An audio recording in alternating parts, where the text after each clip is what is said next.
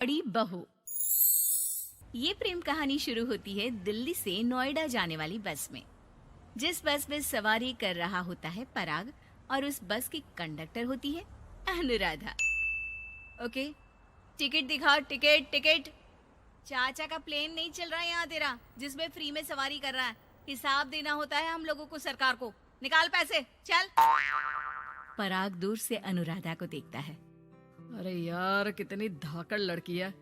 मजाल है कोई कुछ बोल दे। कितनी समझदार और कितनी कॉन्फिडेंट। आज से मैं तो इसी बस में घर जाया करूंगा।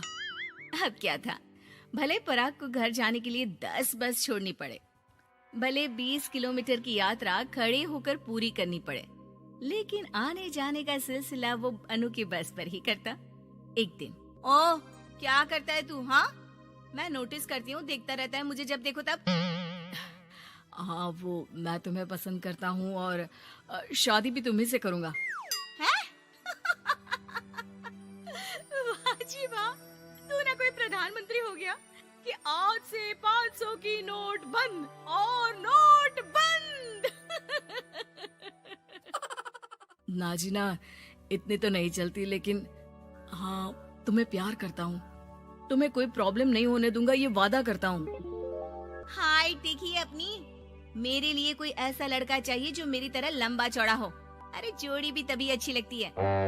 जरूरी नहीं है, जो आपको खुश रखे, आपकी इमोशंस को समझे और आपसे बहुत सारा प्यार करे, जोड़ी तो उसी के साथ अच्छी लगती है।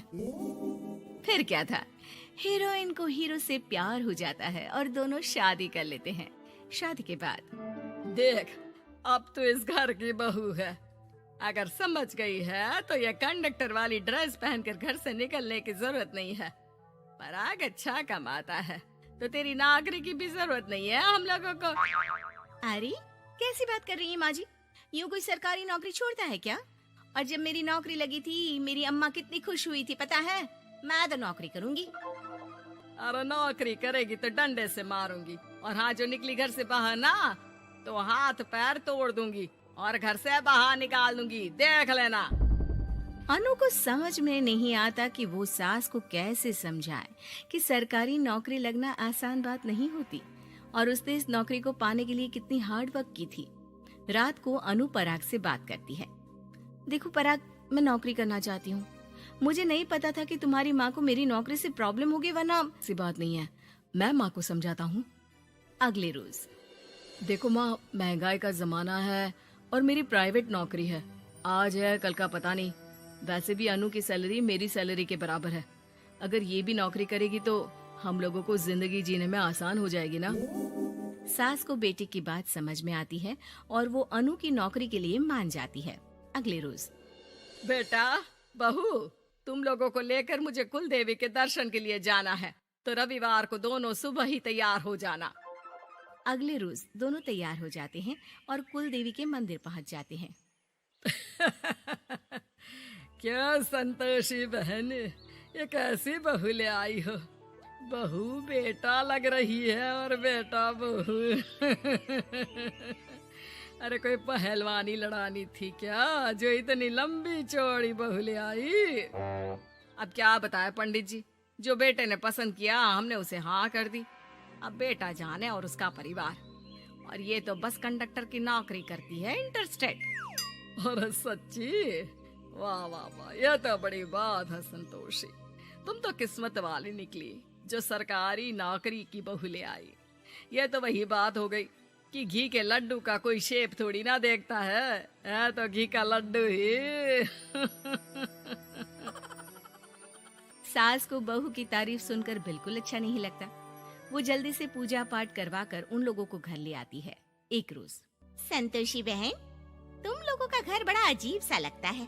भाई साहब बहन जी और बहन जी भाई साहब जैसी। अरे बस किया कर, सरकारी नौकरी देखी तो हाँ बोल दिया, और इतना भी क्या, पैसे की चिंता। चलती हूँ, खाना बनाना है। क्यों, बहू नहीं बनाती क्या खाना? अरे नहीं, वो तो नौकरी करने जाती है ना, तो उसके आने से पहले खाना बना देना पड़ता है। वरना पता है ना, आजकल की लड़कियों की ज़बान कितनी लंबी होती है। तेरी बहू की तो कुर्सी तोड़ने वाली नौकरी है। यहाँ बैठती है जैसे उठकर ऑफिस में बैठ जाती है, फिर क्यों थक जाती है कि खाना भी नहीं बना पाती। मेरी बहू भले कंडक्टर है, लंबी चौड़ी, लेकिन बता रही हूँ सारा दिन सवारी से मत्था पच्ची करती है, लेकिन मजाल है शादी के बाद एक दिन भी मुझे किचन में जाने दिया हो ना जी ना। दोनों पड़ोसन वहां से चली जाती है। सास बाजार जाती है और एक ट्रेड मशीन ले आती है। अरे माँ जी, इस उम्र में आप घर पर जिम खोलेंगी?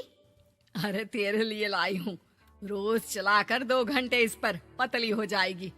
और खाना कम खाया कर, जब देखो बकरी की तरह मुंह चलता रहता है तेरा। वाह जी वाह, एक ही तो शौक है खाना खाने का, वो भी रोक दो। हाँ, लेकिन सास तो सास थी, बहू के खाने से लेकर एक्सरसाइज सबका हिसाब किताब रखने लगती है। अरे मैं मोहल्ले वालों को बताकर रहूंगी कि मेरी बहू भी शिल्पा शेट्टी की तरह पतली हो सकती है।